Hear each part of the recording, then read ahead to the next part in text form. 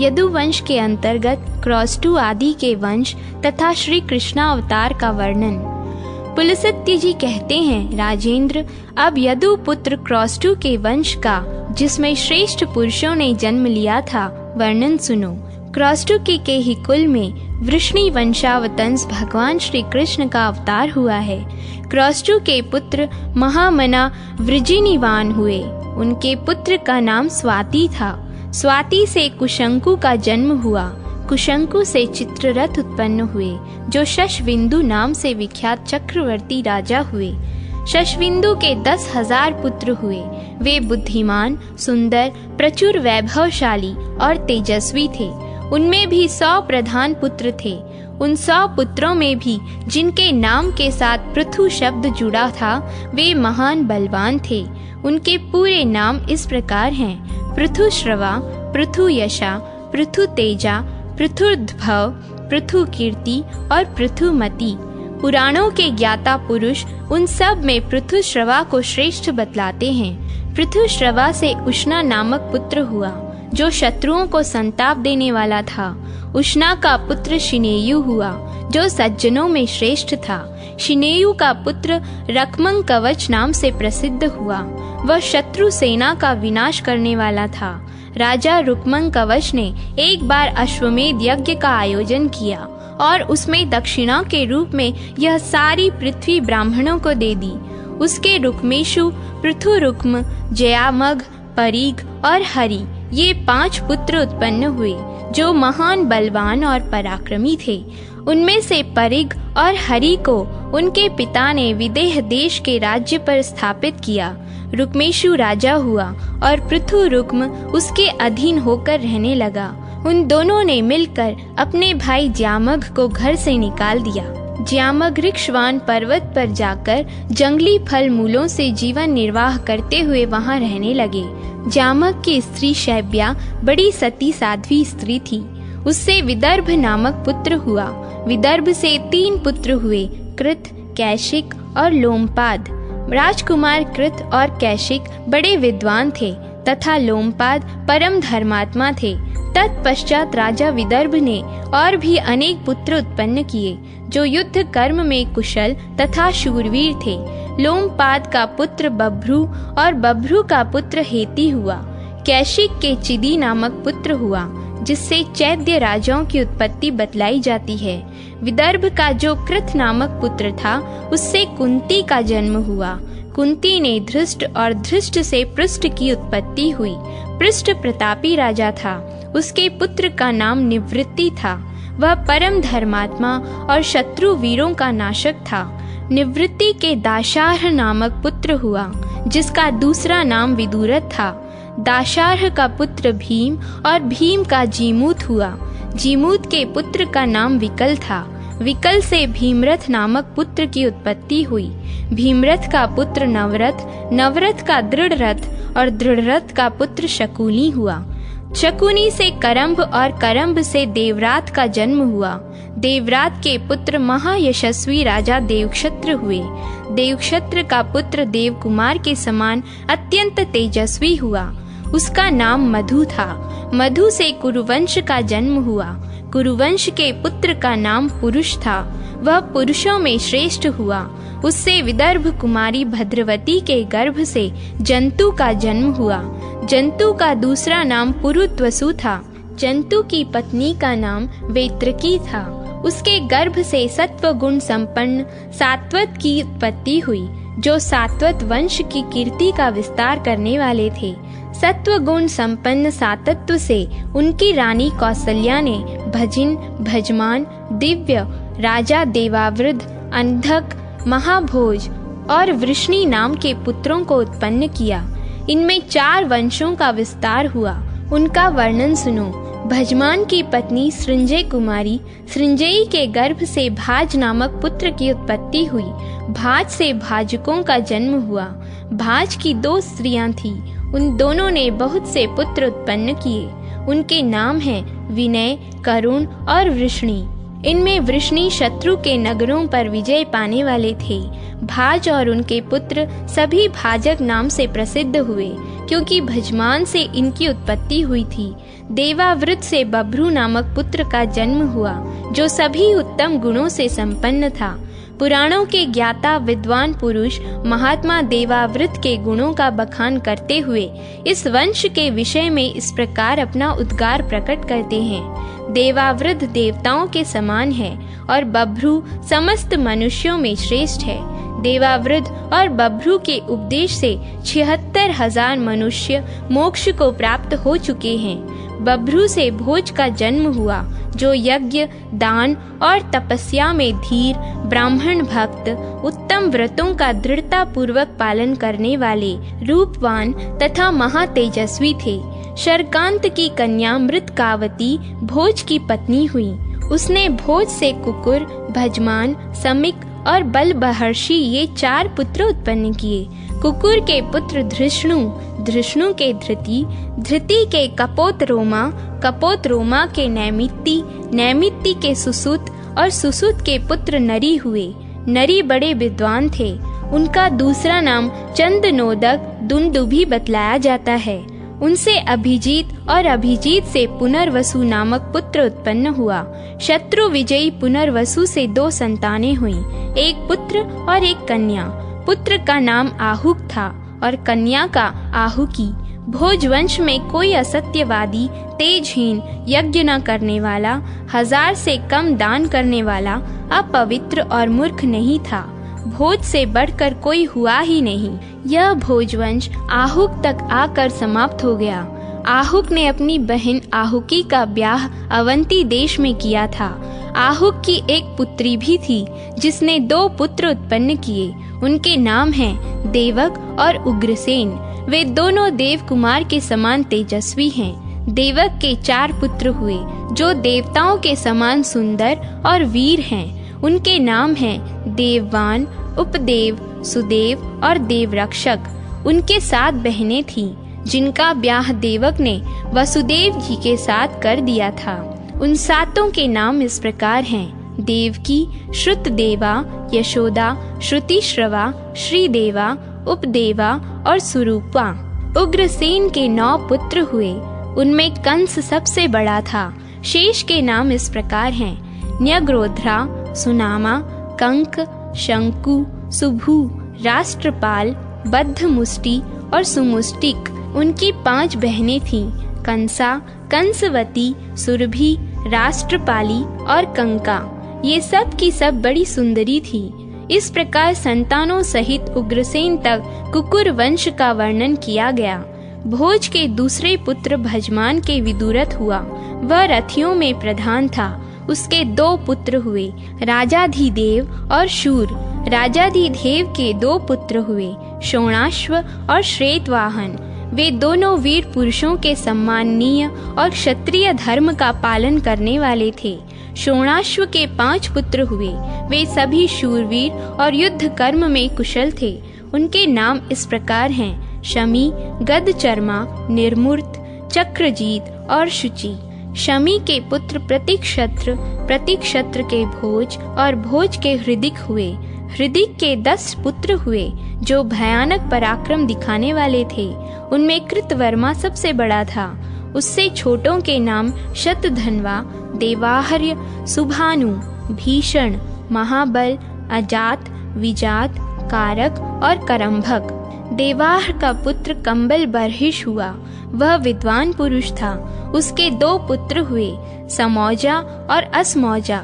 अजात के पुत्र से भी समौजा नाम के 2 पुत्र उत्पन्न हुए। समौजा के 3 पुत्र हुए, जो परम धार्मिक और पराक्रमी थे। उनके नाम हैं सुदृश, सुरांश और कृष्ण। सात्वत के कनिष्ठ पुत्र वृष्णि के वंश में अन्मित्र नाम के प्रसिद्ध राजा हो गए हैं। वे अपने पिता के कनिष्ठ पुत्र थे। उनमें शिनी नामक पुत्र उत्पन्न हुआ। अन्मित्र से वृष्णि वीर युधाजित का जन्म हुआ। उसके सिवा 2 वीर पुत्र और हुए, जो ऋषभ और क्षत्र के नाम से विख्यात हुए।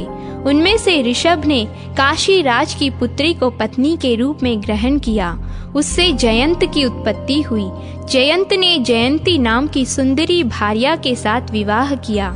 उसके गर्भ से एक सुंदर पुत्र उत्पन्न हुआ, जो सदा यज्ञ करने वाला, अत्यंत धैर्यवान, शास्त्रज्ञ और अतिथियों का प्रेमी था। उसका नाम अक्रूर था। अक्रूर यज्ञ की दीक्षा ग्रहण करने वाले और बहुत सी दक्षिणा देने वाले थे। उन्होंने रत्न कुमारी शैब्या के साथ विवाह किया और उसके गर्भ से 11 महाबली पुत्रों को उत्पन्न किया। अक्रूर ने पुनः शूरसेना नाम की पत्नी के गर्भ से देववान और उपदेव नामक 2 पुत्रों को जन्म दिया। इसी प्रकार उन्होंने अश्विनी नाम की पत्नी से भी कई पुत्र उत्पन्न किए। विदुरथ की पत्नी ऐक्ष्वाकी ने मिशुर नामक पुत्र को जन्म दिया। उनका दूसरा नाम शूर भी था। शूर ने भोजा के गर्भ से 10 पुत्र उत्पन्न किए। उनमें आनक दुंदुभी नाम से प्रसिद्ध महाबाहु वसुदेव ज्येष्ठ थे। उनके सिवा शेष पुत्रों के नाम इस प्रकार हैं: देवभाग, देवश्रवा, अनाधृष्टि, कुनी, नंदी, श्रीकृद्धशा, श्याम, समीढ़ु और संशयस्यु। शूर से 5 सुंदरी कन्याएं भी उत्पन्न हुईं, जिनके नाम हैं श्रुति कीर्ति, पृथा, श्रुत देवी, श्रुतश्रवा और राजाधिदेवी। ये 5 वीर पुत्रों की जननी थी। श्रुत देवी का विवाह वृद्ध नामक राजा के साथ हुआ। उसने कारुष नामक पुत्र को उत्पन्न किया। श्रुति कीर्ति ने कैकेय नरेश के अंश से संतर्दन को जन्म दिया। श्रुतश्रवा चेदीराज की पत्नी थी। उसके गर्भ से सुनीत शिशुपाल का जन्म हुआ। राजाधिदेवी के गर्भ से धर्म की भार्या अभिमर्दितानी ने जन्म ग्रहण किया। शूर की राजा कुंती भोज के साथ मैत्री थी, अतः उन्होंने अपनी कन्या पृथा को उन्हें गोद दे दिया। इस प्रकार वसुदेव की बहन पृथा कुंती भोज की कन्या होने के कारण कुंती के नाम से प्रसिद्ध हुई। कुंती भोज ने महाराज पांडु के साथ कुंती का विवाह किया। कुंती से 3 पुत्र उत्पन्न हुए: युधिष्ठिर, भीमसेन और अर्जुन। अर्जुन इंद्र के समान पराक्रमी हैं। वे देवताओं के कार्य सिद्ध करने वाले, संपूर्ण दानवों के नाशक तथा इंद्र के लिए भी अवध्य हैं। उन्होंने दानवों का संहार किया है। पांडु की दूसरी रानी माद्रवती के गर्भ से 2 पुत्रों की उत्पत्ति सुनी गई है, जो नकुल और सहदेव के नाम से प्रसिद्ध हैं। वे दोनों रूपवान और सत्वगुणी हैं। वसुदेव जी की दूसरी पत्नी रोहिणी ने, जो पुरुवंश की कन्या है, ज्येष्ठ पुत्र के रूप में बलराम को उत्पन्न किया। तत्पश्चात उनके गर्भ से रण प्रेमी सारण, दुर्धर, दमन और लंबी ठोड़ी वाले पिंडारक उत्पन्न हुए। वसुदेव जी की पत्नी, जो देवकी देवी हैं, उनके गर्भ से पहले तो महाबाहु प्रजापति के अंशभूत बालक उत्पन्न हुए। फिर कंस के द्वारा उनके मारे जाने पर श्री कृष्ण का अवतार हुआ। विजय, रोचमान, वृद्धवान और देवल, ये सभी महात्मा उपदेवी के गर्भ से उत्पन्न हुए हैं। श्रुत देवी ने महाभाग गवेषण को जन्म दिया, जो संग्राम में पराजित होने वाले नहीं थे। अब श्री कृष्ण के प्रादुर्भाव की कथा कही जाती है। जो श्री कृष्ण के जन्म और वृद्धि की कथा का प्रतिदिन पाठ या श्रवण करता है, वह सब पापों से मुक्त हो जाता है। पूर्व काल में जो प्रजाओं के स्वामी थे, वे ही महादेव श्री कृष्ण लीला के लिए इस समय मनुष्यों में अवतीर्ण हुए हैं। पूर्व जन्म में देवकी और वसुदेव जी ने तपस्या की थी। उसी के प्रभाव से वसुदेव जी के द्वारा देवकी के गर्भ से भगवान का प्रादुर्भाव हुआ। उस समय उनके नेत्र कमल के समान शोभा पा रहे थे। उनके 4 भुजाएं थी। उनका दिव्य रूप मनुष्यों का मन मोहने वाला था। श्री वत्स से चिन्हित एवं शंख चक्र आदि लक्षणों से युक्त भगवान के दिव्य विग्रह को देखकर वसुदेव जी बोले, प्रभु, इस रूप को छिपा लीजिए। मैं कंस से डरा हुआ हूँ, इसलिए ऐसा कहता हूँ। उसने मेरे 6 पुत्रों को, जो देखने में बहुत ही सुंदर थे, मार डाला है। वसुदेव जी की बात सुनकर भगवान ने अपने दिव्य रूप को छिपा लिया। फिर भगवान की आज्ञा लेकर वसुदेव जी ने उन्हें नंद के घर ले गए और नंद गोप को देकर बोले, आप इस बालक की रक्षा करें, क्योंकि इससे संपूर्ण यादवों का कल्याण होगा। देवकी का यह बालक जब तक कंस का वध नहीं करेगा तब तक इस पृथ्वी पर भार बढ़ाने वाले अमंगलमय उपद्रव होते रहेंगे। भूतल पर जितने दुष्ट राजा हैं उन सब का यह संहार करेगा। यह बालक साक्षात भगवान है। ये भगवान कौरव पांडवों के युद्ध में संपूर्ण क्षत्रियों के एकत्रित होने पर अर्जुन के सारथी का काम करेंगे और पृथ्वी को क्षत्रियहीन करके उसका उपभोग एवं पालन करेंगे और अंत में समस्त यदुवंश को देवलोक में पहुंचाएंगे। भीष्म ने पूछा, ब्राह्मण, ये वसुदेव कौन थे? यशस्विनी देवकी देवी कौन थी? तथा ये नंद गोप और उनकी पत्नी महाव्रता यशोदा कौन थी, जिसने बालक रूप में भगवान को जन्म दिया और जिसने उनका पालन पोषण किया? उन दोनों स्त्रियों का परिचय दीजिए। पुलस्त्य जी बोले, राजन, पुरुष वसुदेव जी कश्यप हैं और उनकी प्रिया देवकी अदिति कही गई हैं। कश्यप ब्रह्मा जी के अंश हैं और अदिति पृथ्वी का। इसी प्रकार द्रोण नामक वसु ही नंद गोप के नाम से विख्यात हुए हैं तथा उनकी पत्नी धरा यशोदा हैं। देवी देवकी ने पूर्व जन्म में अजन्मा परमेश्वर से जो कामना की थी उसकी वह कामना महाबाहु श्री कृष्ण ने पूर्ण कर दी। यज्ञानुष्ठान बंद हो गया था, धर्म का उच्छेद हो रहा था। ऐसी अवस्था में धर्म की स्थापना और पापी असुरों का संहार करने के लिए भगवान श्री विष्णु वृष्णि कुल में प्रकट हुए हैं। रुक्मिणी, सत्यभामा, नग्नजीत की पुत्री सत्या, सुमित्रा, शैब्या, गांधार राजकुमारी लक्ष्मणा, सुभीमा, मद्र राजकुमारी कौसल्या और विरजा आदि 16,000 देवियां श्री कृष्ण की पत्नियां हैं। रुक्मिणी ने 10 पुत्र उत्पन्न किए। वे सभी युद्ध कर्म में कुशल हैं। उनके नाम इस प्रकार हैं: महाबली प्रद्युम्न, रणशूर चारुदेष्ण, सुचारु, चारुभद्र, सदस्व, हस्व, चारुगुप्त, चारुभद्र, चारुक और चारुहास।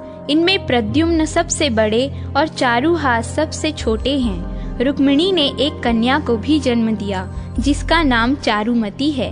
सत्यभामा से भानु, भीमरथ, क्षण, रोहित, दीप्तिमान, ताम्रबंध और जलधन्व ये 7 पुत्र उत्पन्न हुए। इन 7 के एक छोटी बहन भी है। जामवंती के पुत्र सांब हुए जो बड़े ही सुंदर हैं। ये सौर शास्त्र के प्रणेता तथा प्रतिमा एवं मंदिर के निर्माता हैं। मित्रविंदा ने सुमित्र, चारुमित्र और मित्रविंद को जन्म दिया। मित्र बाहु और सुनीत आदि सत्या के पुत्र हैं। इस प्रकार श्री कृष्ण के हजारों पुत्र हुए। प्रद्युम्न के विदर्भ कुमारी रुक्मवती के गर्भ से अनिरुद्ध नामक परम बुद्धिमान पुत्र उत्पन्न हुआ। अनिरुद्ध संग्राम में उत्साह पूर्वक युद्ध करने वाले वीर हैं। अनिरुद्ध से मृग केतन का जन्म हुआ। राजा सुपार्श्व की पुत्री काम्या ने सांब से तरस्वी नामक पुत्र को प्राप्त किया। प्रमुख वीर एवं महात्मा यादवों की संख्या 3,60,00,000 के लगभग है। वे सभी अत्यंत पराक्रमी और महाबली हैं। उन सब की देवताओं के अंश से उत्पत्ति हुई। देवासुर संग्राम में जो महाबली असुर मारे गए थे वे इस मनुष्य लोक में उत्पन्न होकर सबको कष्ट दे रहे थे। उन्हीं का संहार करने के लिए भगवान यदुकुल में अवतीर्ण हुए हैं। महात्मा यादवों के 101 कुल हैं। भगवान श्री कृष्ण ही उन सब के नेता और स्वामी हैं तथा संपूर्ण यादव भी भगवान की आज्ञा के अधीन रहकर रिद्धि सिद्धि से संपन्न हो रहे हैं। पुष्कर तीर्थ की महिमा, वहाँ वास करने वाले लोगों के लिए नियम तथा आश्रम धर्म का निरूपण। पुलस्त्य जी कहते हैं, राजन, मेरुगिरी के शिखर पर श्री निधान नामक एक नगर है जो नाना प्रकार के रत्नों से सुशोभित, अनेक आश्चर्यों का घर तथा बहुतेरे वृक्षों से हरा भरा है। भांति भांति की अद्भुत धातुओं से उसकी बड़ी विचित्र शोभा होती है। वह स्वच्छ स्फटिक मणि के समान निर्मल दिखाई देता है। वहाँ ब्रह्मा जी का वैराज नामक भवन है, जहाँ देवताओं को सुख देने वाली कांतिमती नाम की सभा है। वह मुनि समुदाय से सेवित तथा ऋषि महर्षियों से भरी रहती है। एक दिन देवेश्वर ब्रह्मा जी उसी सभा में बैठकर जगत का निर्माण करने वाले परमेश्वर का ध्यान कर रहे थे। ध्यान करते करते उनके मन में यह विचार उठा कि मैं किस प्रकार यज्ञ करूं, भूतल पर कहाँ और किस स्थान से मुझे यज्ञ करना चाहिए।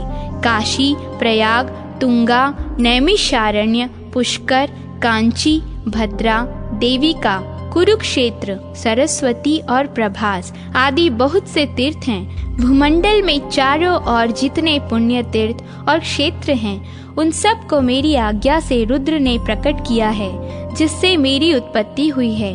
भगवान श्री विष्णु की नाभि से प्रकट हुए उस कमल को ही वेद पाठी ऋषि पुष्कर तीर्थ कहते हैं। पुष्कर तीर्थ उसी का व्यक्त रूप है। इस प्रकार विचार करते करते प्रजापति ब्रह्मा के मन में यह बात आई कि अब मैं पृथ्वी पर चलूं। यह सोचकर वे अपने उत्पत्ति के प्राचीन स्थान पर आए और वहां के उत्तम वन में प्रविष्ट हुए, जो नाना प्रकार के वृक्षों और लताओं से व्याप्त एवं भांति भांति के फूलों से सुशोभित था। वहां पहुंचकर उन्होंने क्षेत्र की स्थापना की, जिसका यथार्थ रूप से वर्णन करता हूँ। चंद्र नदी के उत्तर प्राची सरस्वती तक और नंदन नामक स्थान से पूर्व क्रम्य या कल्प नामक स्थान तक जितनी भूमि है, वह सब पुष्कर तीर्थ के नाम से प्रसिद्ध है। इसमें लोककर्ता ब्रह्मा जी ने यज्ञ करने निमित्त वेदी बनाई।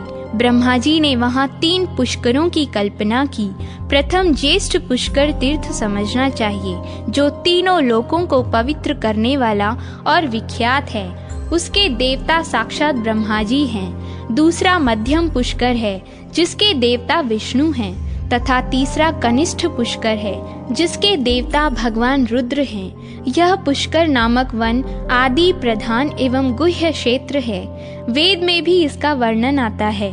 इस तीर्थ में भगवान ब्रह्मा सदा निवास करते हैं। उन्होंने भूमंडल के इस भाग पर बड़ा अनुग्रह किया है। पृथ्वी पर विचरने वाले संपूर्ण जीवों पर कृपा करने के लिए ब्रह्मा जी ने इस तीर्थ को प्रकट किया है।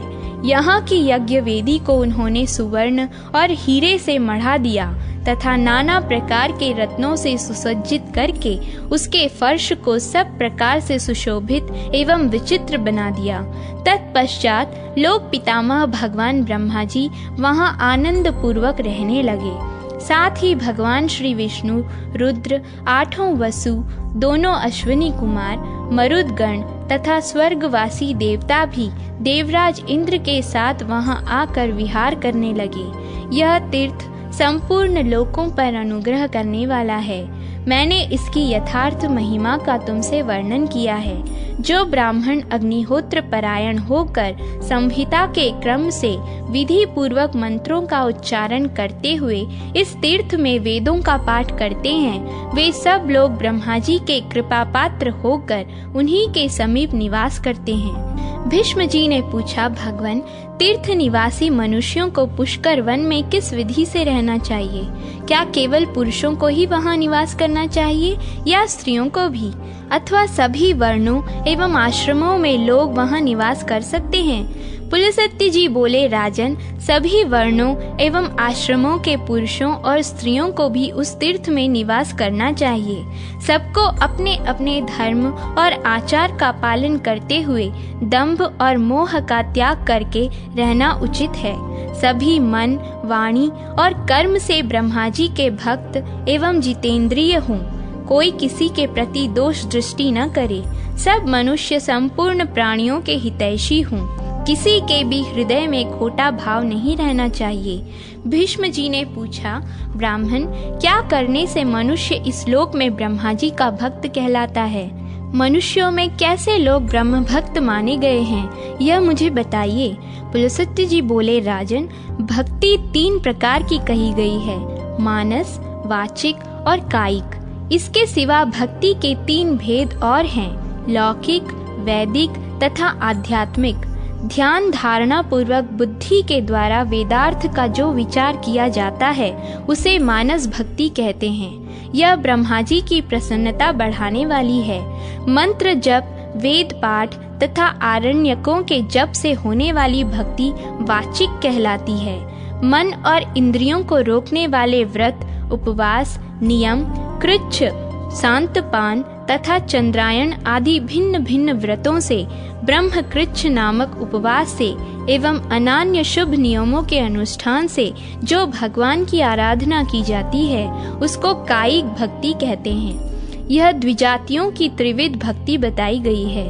गाय के घी, दूध और दही, रत्न, दीप, कुश, जल, चंदन, माला, विविध धातुओं तथा पदार्थ, काले अगर की सुगंध से युक्त एवं घी और गुगुल से बने हुए धूप, आभूषण, सुवर्ण और रत्न आदि से निर्मित विचित्र विचित्र हार, नृत्य, वाद्य, संगीत, सब प्रकार के जंगली फल मूलों के उपहार तथा भक्ष्य भोज्य आदि नैवेद्य अर्पण करके मनुष्य ब्रह्मा जी के उद्देश्य से जो पूजा करते हैं वह लौकिक भक्ति मानी गई है। ऋग्वेद, यजुर्वेद तथा सामवेद के मंत्रों का जप और संहिताओं का अध्यापन आदि कर्म यदि ब्रह्मा जी के उद्देश्य से किए जाते हैं तो वह वैदिक भक्ति कहलाती है। वेद मंत्रों के उच्चारण पूर्वक हविष्य की आहुति देकर जो क्रिया संपन्न की जाती है वह भी वैदिक मानी गई है। अमावस्या और पूर्णिमा को जो अग्निहोत्र किया जाता है, यज्ञों में जो उत्तम दक्षिणा दी जाती है तथा देवताओं को जो पुरोडाश और चरु अर्पण किए जाते हैं, ये सब वैदिक भक्ति के अंतर्गत हैं। इष्टि, धृति, यज्ञ संबंधी सोमपान तथा अग्नि, पृथ्वी, वायु, आकाश, चंद्रमा, मेघ और सूर्य के उद्देश्य से किए हुए जितने कर्म हैं उन सब के देवता ब्रह्मा जी ही हैं। राजन, ब्रह्मा जी की आध्यात्मिक भक्ति दो प्रकार की मानी गई है, एक सांख्यज और दूसरी योगज। इन दोनों का भेद सुनो। प्रधान आदि प्राकृत तत्व संख्या में 24 हैं। वे सब के सब जड़ एवं भोग्य हैं। उनका भोक्ता पुरुष 25वां तत्व है, वह चेतन है। इस प्रकार संख्या पूर्वक प्रकृति और पुरुष के तत्व को ठीक ठीक जानना सांख्यज भक्ति है। इसे सत्पुरुषों ने सांख्य शास्त्र के अनुसार आध्यात्मिक भक्ति माना है। अब ब्रह्मा जी की योगज भक्ति का वर्णन सुनो। प्रतिदिन प्राणायाम पूर्वक ध्यान लगाएं, इंद्रियों का संयम करें और समस्त इंद्रियों को विषयों की ओर से खींचकर हृदय में धारण करके प्रजानाथ ब्रह्मा जी का इस प्रकार ध्यान करें। हृदय के भीतर कमल है, उसकी कर्णिका पर ब्रह्मा जी विराजमान हैं। वे रक्त वस्त्र धारण किए हुए हैं, उनके नेत्र सुंदर हैं, सब और उनके मुख प्रकाशित हो रहे हैं। ब्रह्म सूत्र यज्ञोपवीत कमर के ऊपर तक लटका हुआ है। उनके शरीर का वर्ण लाल है, 4 भुजाएं शोभा पा रही हैं तथा हाथों में वरद और अभय की मुद्राएं हैं। इस प्रकार के ध्यान की स्थिरता योगजन्य मानस सिद्धि है। यही ब्रह्मा जी के प्रति होने वाली पराभक्ति मानी गई है। जो भगवान ब्रह्मा जी में ऐसी भक्ति रखता है वह ब्रह्म भक्त कहलाता है। राजन, अब पुष्कर क्षेत्र में निवास करने वाले पुरुषों के पालन करने योग्य आचार का वर्णन सुनो। पूर्व काल में जब विष्णु आदि देवताओं का वहां समागम हुआ, उस समय सबकी उपस्थिति में ब्रह्मा जी ने स्वयं ही क्षेत्र निवासियों के कर्तव्य को विस्तार के साथ बतलाया था। पुष्कर क्षेत्र में निवास करने वालों को उचित है कि वे ममता और अहंकार को पास न आने दें, आसक्ति और संग्रह की वृत्ति का परित्याग करें। बंधु बांधवों के प्रति उनके मन में आसक्ति नहीं रहनी चाहिए। वे ढेले, पत्थर और सुवर्ण को समान समझें। प्रतिदिन नाना प्रकार के शुभ कर्म करते हुए संपूर्ण प्राणियों को अभय दान दें। नित्य प्राणायाम और परमेश्वर का ध्यान करें। जप के द्वारा अपने अंतःकरण को शुद्ध बनाएं। यति धर्म के कर्तव्यों का पालन करें। सांख्य योग की विधि को जानें तथा संपूर्ण संशयों का उच्छेद करके ब्रह्म का बोध प्राप्त करें। क्षेत्र निवासी ब्राह्मण इसी नियम से रहकर वहां यज्ञ करते हैं। अब पुष्कर वन में मृत्यु को प्राप्त होने वाले लोगों को जो फल मिलता है उसे सुनो। वे लोग अक्षय ब्रह्म सायुज्य को प्राप्त होते हैं, जो दूसरों के लिए सर्वथा दुर्लभ है। उन्हें उस पद की प्राप्ति होती है जहाँ जाने पर पुनः मृत्यु प्रदान करने वाला जन्म ग्रहण नहीं करना पड़ता। वे पुनरावृत्ति के पथ का परित्याग करके ब्रह्म संबंधिनी परा विद्या में स्थित हो जाते हैं। भीष्म जी ने कहा, ब्राह्मण, पुष्कर तीर्थ में निवास करने वाली स्त्रियां, म्लेच्छ, शूद्र, पशु पक्षी, मृग, गूंगे, जड़, अंधे तथा बहरे प्राणी जो तपस्या और नियमों से दूर हैं, किस गति को प्राप्त होते हैं, यह बताने की कृपा करें। पुलस्त्य जी बोले, भीष्म, पुष्कर क्षेत्र में मरने वाले म्लेच्छ, शूद्र, स्त्री, पशु पक्षी और मृग आदि सभी प्राणी ब्रह्मलोक को प्राप्त होते हैं। वे दिव्य शरीर धारण करके सूर्य के समान तेजस्वी विमानों पर बैठकर ब्रह्मलोक की यात्रा करते हैं। तिर्यक योनि में पड़े हुए पशु पक्षी, कीड़े मकोड़े, चींटियां, थलचर, जलचर, स्वेदज, अंडज, उद्भिज और जरायुज आदि प्राणी यदि पुष्कर वन में प्राण त्याग करते हैं तो सूर्य के समान कांतिमान विमानों पर बैठकर ब्रह्मलोक में जाते हैं। जैसे समुद्र के समान दूसरा कोई जलाशय नहीं है, वैसे ही पुष्कर के समान दूसरा कोई तीर्थ नहीं है। अब मैं तुम्हें अन्य देवताओं का परिचय देता हूँ जो इस पुष्कर क्षेत्र में सदा विद्यमान रहते हैं। भगवान श्री विष्णु के साथ इंद्रादि संपूर्ण देवता, गणेश, कार्तिकेय, चंद्रमा, सूर्य और देवी, ये सब संपूर्ण जगत का हित करने के लिए ब्रह्मा जी के निवास स्थान पुष्कर क्षेत्र में सदा विद्यमान रहते हैं। इस तीर्थ में निवास करने वाले लोग सत्य युग में 12 वर्षों तक, त्रेता में 1 वर्ष तक तथा द्वापर में 1 मास तक तीर्थ सेवन करने से जिस फल को प्राप्त होते हैं उसे कलयुग में 1 दिन रात के तीर्थ सेवन से ही प्राप्त कर लेते हैं। यह बात देवादिदेव ब्रह्मा जी ने पूर्व काल में मुझसे स्वयं ही कही थी। पुष्कर से बढ़कर इस पृथ्वी पर दूसरा कोई क्षेत्र नहीं है, इसलिए पूरा प्रयत्न करके मनुष्य को इस पुष्कर वन का सेवन करना चाहिए। ब्रह्मचारी, गृहस्थ, वानप्रस्थ और सन्यासी, ये सब लोग अपने अपने शास्त्रोक्त धर्म का पालन करते हुए इस क्षेत्र में परम गति को प्राप्त करते हैं। धर्म और अर्थ के तत्व को जानने वाले पुरुष को चाहिए कि वह अपनी आयु के 1/4 भाग तक दूसरे की निंदा से बचकर ब्रह्मचर्य का पालन करते हुए गुरु अथवा गुरुपुत्र के समीप निवास करे तथा गुरु की सेवा से जो समय बचे उसमें अध्ययन करे। श्रद्धा और आदर पूर्वक गुरु का आश्रय ले। गुरु के घर में रहते समय गुरु के सोने के पश्चात शयन करे और उनके उठने से पहले उठ जाए।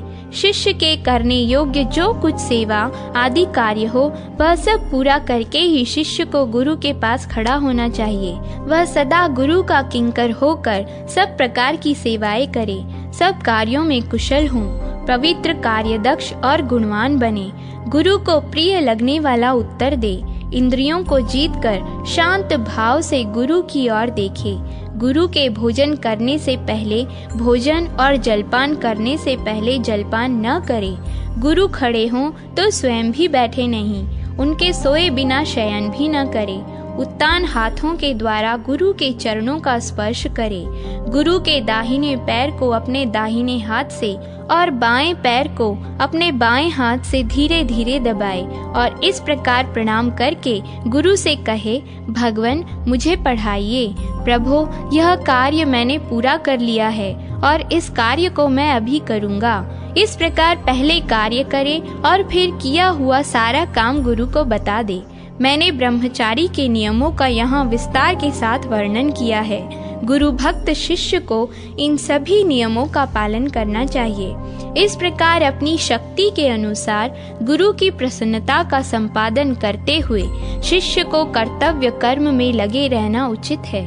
वह 1, 2, 3 या 4 वेदों को अर्थ सहित गुरुमुख से अध्ययन करे, भिक्षा के अन्न से जीविका चलाए और धरती पर शयन करे, वेदोक्त व्रतों का पालन करता रहे और गुरु दक्षिणा देकर विधि पूर्वक अपना समावर्तन संस्कार करे।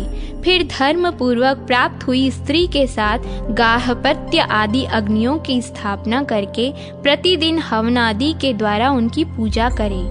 आयु का प्रथम भाग ब्रह्मचर्य आश्रम में बिताने के पश्चात दूसरा भाग गृहस्थ आश्रम में रहकर व्यतीत करे। गृहस्थ ब्राह्मण यज्ञ करना, यज्ञ कराना, वेद पढ़ाना तथा दान देना और दान लेना, इन 6 कर्मों का अनुष्ठान करे। उससे भिन्न वानप्रस्थी विप्र केवल यजन, अध्ययन और दान, इन 3 कर्मों का ही अनुष्ठान करे। तथा चतुर्थ आश्रम में रहने वाला ब्रह्मनिष्ठ सन्यासी जप, यज्ञ और अध्ययन, इन 2 ही कर्मों से संबंध रखे। गृहस्थ के व्रत से बढ़कर दूसरा कोई महान तीर्थ नहीं बताया गया है।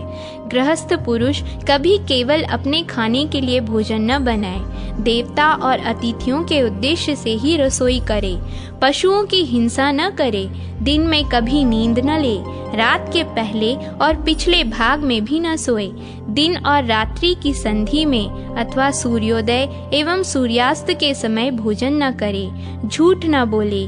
गृहस्थ के घर में कभी ऐसा न होना चाहिए कि कोई ब्राह्मण अतिथि आकर भूखा रह जाए और उसका यथावत सत्कार न हो। अतिथि को भोजन कराने से देवता और पितर संतुष्ट होते हैं। अतः गृहस्थ पुरुष सदा ही अतिथियों का सत्कार करे। जो वेद विद्या और व्रत में निष्णांत, श्रोत्रिय, वेदों में पारगामी, अपने कर्म से जीविका चलाने वाले, जितेंद्रिय, क्रियावान और तपस्वी हैं, उन्हीं श्रेष्ठ पुरुषों के सत्कार के लिए हव्य और कव्य का विधान किया गया है। जो नश्वर पदार्थों के प्रति आसक्त है, अपने कर्म से भ्रष्ट हो गया है, अग्निहोत्र छोड़ चुका है, गुरु की झूठी निंदा करता है और असत्य भाषण में आग्रह रखता है, वह देवताओं और पितरों को अर्पण करने योग्य अन्न के पाने का अधिकारी नहीं है। गृहस्थ की संपत्ति में सभी प्राणियों का भाग होता है। जो भोजन नहीं बनाते उन्हें भी गृहस्थ पुरुष अन्न दे। वह प्रतिदिन विघस और अमृत भोजन करे। यज्ञ से देवताओं और पितर आदि को अर्पण करने से बचा हुआ अन्न भविष्य के समान एवं अमृत माना गया है। तथा जो कुटुंब के सभी मनुष्यों के भोजन कर लेने के पश्चात उनसे बचा हुआ अन्न ग्रहण करता है, उसे विघसाशी, विघस अन्न भोजन करने वाला कहा गया है। गृहस्थ पुरुष को केवल अपनी ही स्त्री से अनुराग रखना चाहिए। वह मन को अपने वश में रखे, किसी के गुणों में दोष न देखे और अपनी संपूर्ण इंद्रियों को काबू में रखे। ऋत्विक, पुरोहित, आचार्य, मामा, अतिथि, शरणागत, वृद्ध, बालक, रोगी, वैद्य, कुटुंबी, संबंधी, बांधव, माता, पिता, दामाद, भाई, पुत्र, स्त्री, बेटी तथा दास दासियों के साथ विवाद नहीं करना चाहिए। जो इनसे विवाद नहीं करता वह सब प्रकार के पापों से मुक्त हो जाता है। जो अनुकूल वर्ताव के द्वारा इन्हें अपने वश में कर लेता है वह संपूर्ण लोकों पर विजय पा जाता है। इसमें तनिक भी संदेह नहीं है। आचार्य ब्रह्मलोक का स्वामी है, पिता प्रजापति लोक का प्रभु है, अतिथि संपूर्ण लोकों का ईश्वर है, ऋत्विक वेदों का अधिष्ठान और प्रभु होता है, दामाद अप्सराओं के लोक का अधिपति है, कुटुंबी विश्व देव संबंधी लोकों के अधिष्ठाता हैं, संबंधी और बांधव दिशाओं के तथा माता और मामा भूलोक के स्वामी हैं, वृद्ध, बालक और रोगी मनुष्य आकाश के प्रभु हैं, पुरोहित ऋषि लोक के और शरणागत साध्य लोकों के अधिपति हैं, वैद्य अश्विनी कुमारों के लोक का तथा भाई वसुलोक का स्वामी है, पत्नी वायुलोक की ईश्वरी तथा कन्या अप्सराओं के घर की स्वामिनी है, बड़ा भाई पिता के समान होता है, पत्नी और पुत्र अपने ही शरीर हैं, दास वर्ग परछाई के समान है तथा कन्या अत्यंत दीन दया के योग्य मानी गई है। इसलिए उपयुक्त व्यक्ति कोई अपमानजनक बात भी कह दे तो उसे चुपचाप सह लेना चाहिए। कभी क्रोध या दुख नहीं करना चाहिए। गृहस्थ धर्म परायण विद्वान पुरुष को एक ही साथ बहुत से काम नहीं आरंभ करने चाहिए। धर्मज्ञ को उचित है कि वह किसी एक ही काम में लगकर उसे पूरा करे। गृहस्थ ब्राह्मण की 3 जीविकाएं हैं, उनमें उत्तरोत्तर श्रेष्ठ एवं कल्याणकारक हैं। पहली है कुंभ धान्य वृत्ति, जिसमें एक घड़े से अधिक धान्य का संग्रह न करके जीवन निर्वाह किया जाता है। दूसरी उच्चशील वृत्ति है, जिसमें खेती कट जाने पर खेतों में गिरी हुई अनाज की बालें चुनकर लाई जाती हैं और उन्हीं से जीवन निर्वाह किया जाता है। तीसरी कापोती वृत्ति है, जिसमें खलिहान और बाजार से अन्न के बिखरे हुए दाने चुनकर लाए जाते हैं तथा उन्हीं से जीविका चलाई जाती है। जहाँ इन 3 वृत्तियों से जीविका चलाने वाले पूजनीय ब्राह्मण निवास करते हैं, उस राष्ट्र की वृद्धि होती है। जो ब्राह्मण गृहस्थ की इन 3 वृत्तियों से जीवन निर्वाह करता है और मन में कष्ट का अनुभव नहीं करता, वह 10 पीढ़ी तक के पूर्वजों को तथा आगे होने वाली संतानों की भी 10 पीढ़ियों को पवित्र कर देता है। अब तीसरे आश्रम वानप्रस्थ का वर्णन करता हूँ, सुनो। गृहस्थ पुरुष जब यह देख ले कि मेरे शरीर में झुर्रियां पड़ गई हैं, सिर के बाल सफेद हो गए हैं और पुत्र के भी पुत्र हो गया है, तब वह वन में चला जाए। जिन्हें गृहस्थ आश्रम के नियमों से निर्वेद हो गया है, अतएव जो वानप्रस्थ की दीक्षा लेकर गृहस्थ आश्रम का त्याग कर चुकते हैं, पवित्र स्थान में निवास करते हैं, जो बुद्धि बल से संपन्न तथा सत्य, शौच और क्षमा आदि सद्गुणों से युक्त हैं, उन पुरुषों के कल्याणमय नियमों के वर्णन सुनो। प्रत्येक द्विज को अपनी आयु का 3रा भाग वानप्रस्थ आश्रम में रहकर व्यतीत करना चाहिए। वानप्रस्थ आश्रम में भी वह उन्हीं अग्नियों का सेवन करे जिनका गृहस्थ आश्रम में सेवन करता था। देवताओं का पूजन करे, नियम पूर्वक रहे, नियमित भोजन करे, भगवान श्री विष्णु में भक्ति रखे तथा यज्ञ के संपूर्ण अंगों का पालन करते हुए प्रतिदिन अग्निहोत्र का अनुष्ठान करे। धान और जौ वही ग्रहण करे जो बिना जोती हुई जमीन में अपने आप पैदा हुआ हो। इसके सिवा निवार और विघस अन्न को भी वह पा सकता है। उसे अग्नि में देवताओं के निमित्त हविष्य भी अर्पण करना चाहिए। वानप्रस्थी लोग वर्षा के समय खुले मैदान में आकाश के नीचे बैठते हैं, हेमंत ऋतु में जल का आश्रय लेते हैं और ग्रीष्म में पंचाग्नि सेवन रूप से तपस्या करते हैं। उनमें से कोई तो धरती पर लौटते हैं, कोई पंजों के बल में खड़े रहते हैं और कोई कोई एक स्थान पर एक आसन से बैठे रह जाते हैं। कोई दांतों से ही उखल का काम लेते हैं, दूसरे किसी साधन द्वारा फोड़ी हुई वस्तु नहीं ग्रहण करते। कोई पत्थर से कूट कर खाते हैं, कोई जौ के आटे को पानी में उबालकर उसी को शुक्ल पक्ष या कृष्ण पक्ष में एक बार पी लेते हैं। कुछ लोग ऐसे होते हैं जो समय पर अपने आप प्राप्त हुई वस्तु को ही भक्षण करते हैं। कोई मूल, कोई फल और कोई फूल खाकर ही नियमित जीवन व्यतीत करते हैं। इस प्रकार वे न्याय पूर्वक वैखांसों के नियमों का दृढ़ता पूर्वक पालन करते हैं। वे मनीषी पुरुष ऊपर बताए हुए तथा अनन्य नाना प्रकार के नियमों की दीक्षा लेते हैं। चौथा आश्रम संन्यास है। यह उपनिषदों द्वारा प्रतिपादित धर्म है। गृहस्थ और वानप्रस्थ आश्रम प्रायः साधारण मिलते जुलते माने गए हैं, किंतु संन्यास इनसे भिन्न विलक्षण होता है। तात प्राचीन युग में सर्वार्थदर्शी ब्राह्मणों ने संन्यास धर्म का आश्रय लिया था। अगस्त्य, सप्तऋषि, मधुच्छंदा, गवेषण, साकृंती, सुदीव, भांडी, यवप्रोथा, कृतश्रम, अहोवीर्य, काम्य, स्थाणु, वेदातिथि, बुध, मनोवाक, शिनीवाक, शून्यपाल और अकृतशम ये धर्म तत्व के यथार्थ ज्ञाता थे। इन्हें धर्म के स्वरूप का साक्षात्कार हो गया था। इनके सिवा धर्म की निपुणता का ज्ञान रखने वाले उग्र तपस्वी ऋषियों के जो यायावर नाम से प्रसिद्ध गण हैं, वे सभी विषयों से उपरत हो माया के बंधन को छोड़कर वन में चले गए थे।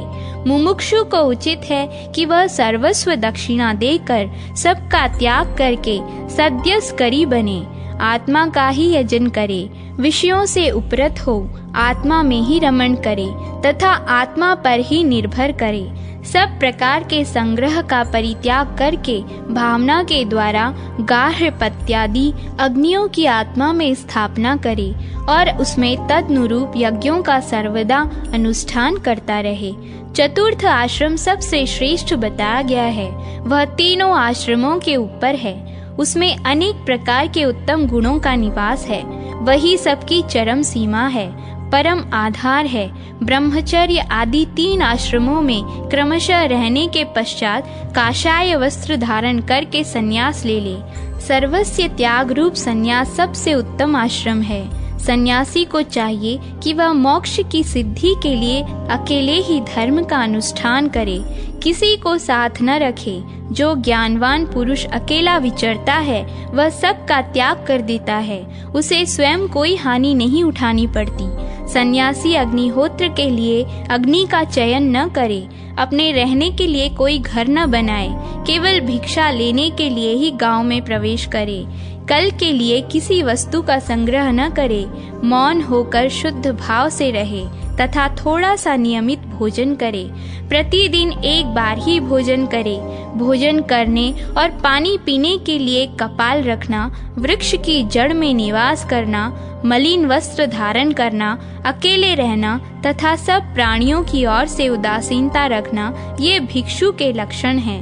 जिस पुरुष के भीतर सबकी बातें समा जाती हैं, जो सबकी सह लेता है तथा जिसके पास से कोई बात लौटकर पुनः वक्ता के पास नहीं जाती है, जो कटु वचन कहने वाले को भी कटु उत्तर नहीं देता, वही संन्यास आश्रम में रहने का अधिकारी है।